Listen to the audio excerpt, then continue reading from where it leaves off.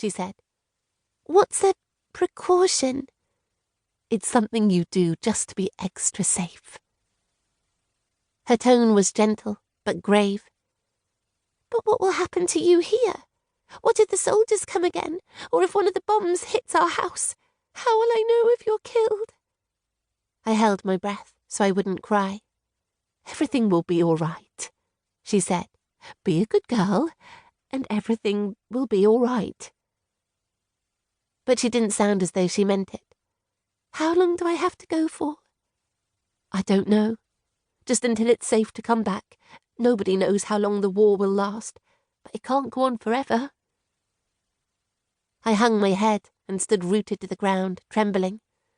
The prospect of being entrusted to the care of strangers for an indeterminate time froze fear deep into my bones. Despite my state of overdress, my hands were so cold that they hurt. We were shoved and jostled forwards. Dozens of children had already been loaded into the trucks. Some were pale and grim-faced, others were flushed and crying. Some were just wrapped in blankets with their heads bowed.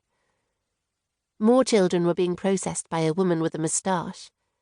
As each family approached her, a few words and paperwork were exchanged. Swift goodbyes were encouraged, but children and mothers would not let go. Every final hug and kiss led to another final hug and kiss.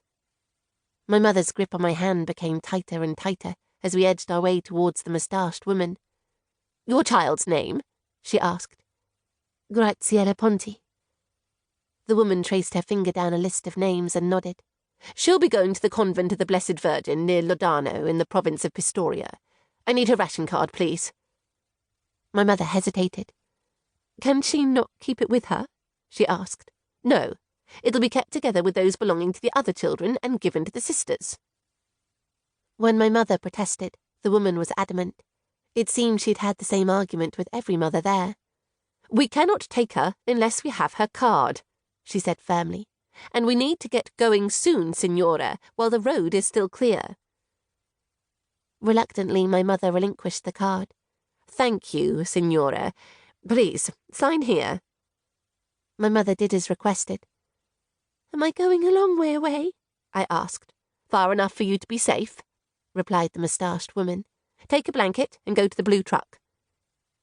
My mother wrapped me in her arms and pressed her face hard against mine. "Be good," she repeated. "Be a good girl, and everything will be all right." "Signora, we need to get moving," said the lorry driver. He was a craggy old man, with half a damp, spit-infused cigarillo hanging from his mouth. He peeled me from my mother, took me in his arms and lifted me into the back of the truck. His soil-stained, calloused hands grasped me with a gentle strength, as though I weighed nothing at all. "Go as far to the front as you can and sit down," he said. "No standing during the journey."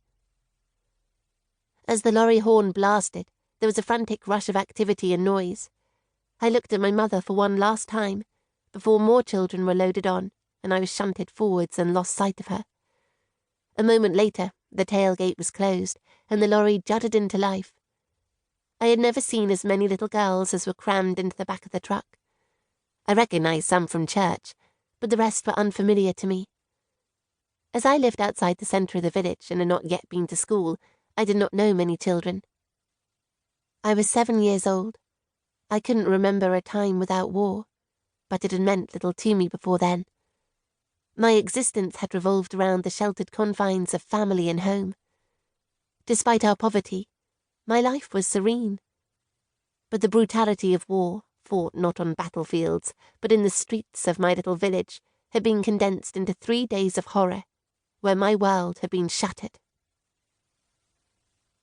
My only playmates in Pieve Santa Clara were my cousin Ernesto and my friend Rita Pozzetti. Rita was my age. We were born just a month apart. Our fathers, who were lifelong friends, had also been born just a month apart. Rita and her family lived on the other side of the road. I played with her whenever I could, but she was a sickly child, frequently stricken with bronchitis, coughs and fevers. Most of my time was spent with my Ernesto. Ernesto was 5 years older than me. He was my aunt, Zia Mina's son. Zia Mina